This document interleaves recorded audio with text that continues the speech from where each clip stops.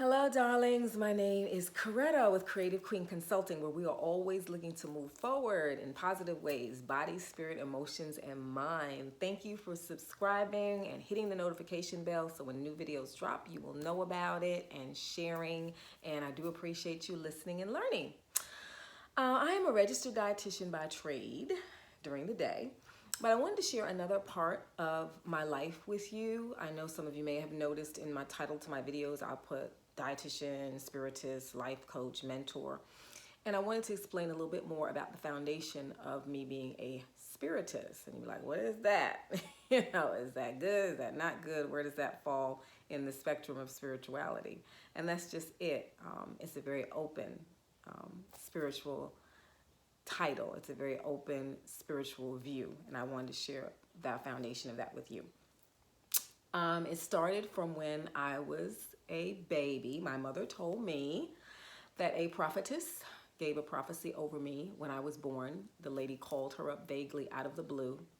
She knew my mother was pregnant, but she did not know she had delivered, and people were very private back then, not like how we are now with social media. So she called her up. She said, Miss Clemons, she said, you had that baby, didn't you? And my mother said, how did you know? I haven't told anybody. I just got home from the hospital, a day ago. And she said, the child that you have is not ordinary. So you think, oh, well, everybody thinks their child is not ordinary and special and different. But the way the phone call came, my mother hadn't said anything. My mother didn't tell her that she had a little girl. She actually said, the little girl that you have.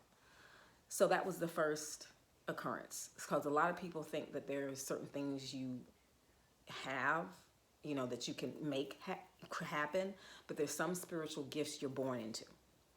So my first recollection or sense or knowing that there was a God, a creator, a higher power, and that he and she was with me and loved me and was looking out for me was at age 5. So at age 5, I was very in tune to God and the spirit world. And that just continued to evolve. And I believe I became what they call an empath, with a third eye, where I could sense energies, people's personalities, what was right, what was good, and the emotions that were behind it. But of course, as a child, you can't really interpret everything logically in your logical mind, but in my emotions and my spirit, I became an empath. And so I could sense things from people. I could feel when my father was in pain. If his leg was hurting him, if his chest was hurting, I could feel the pain with him. And I would stay with him until he felt better. When my mother was troubled, I could feel that there was something troubling her, some spirit or something was troubling her emotionally. And I pretty much kind of grew up to myself. I have a much older sister. I have a disabled brother, so I was born into that situation, looking out for him as soon as I was old enough to. And then my dad was a workaholic with a good heart. And my mother, like I said, very creative, very talented, very spiritual in her own right, but in her own world because of her own emotional issues and traumas. So I knew that God was with me, looking out for me, loving me, teaching me, even though I didn't have a lot of extended family or siblings to engage with in the house.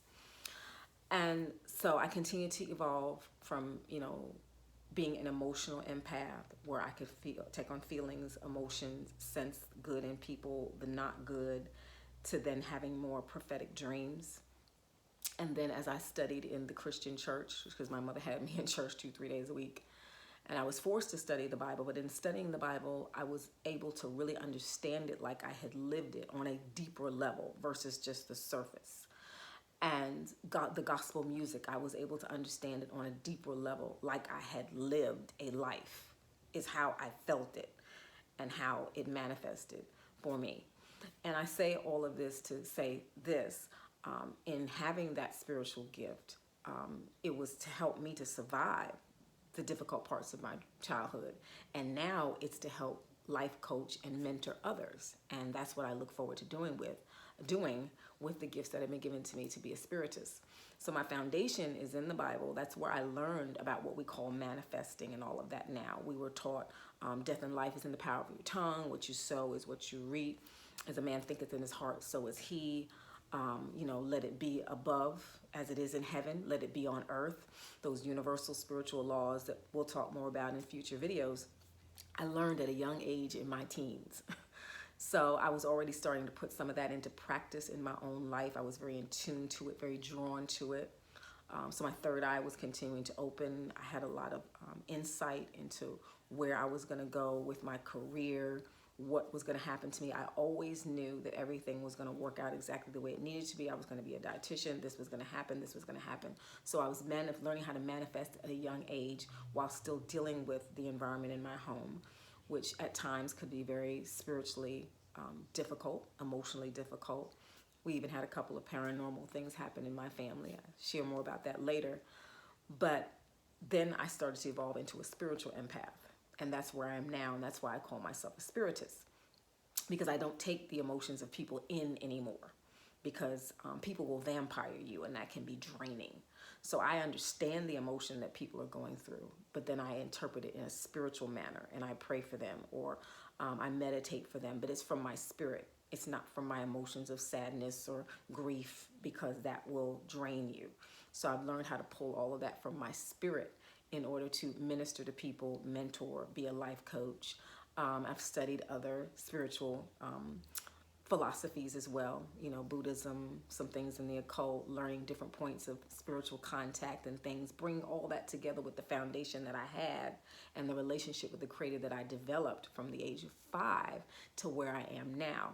And so that also goes into why I call myself a spiritist. So it's not that, I'm a prophet or, a witch, so to speak, but my spirituality is grounded in my relationship with the Creator and all of the different spiritual points of contact and all of the different philosophies and spirituality that go into all of that make me a spiritist and wanting to minister and mentor and life coach other people with those gifts that I am very, very thankful for. So in future videos, we'll get a little bit more into some of the spiritual universal laws and how I've interpreted them and used them in my life, and they can be encouraging to you. So thanks for listening, learning, subscribing, and hitting that notification bell, and continue to move forward in positive ways. See you next time. Bye.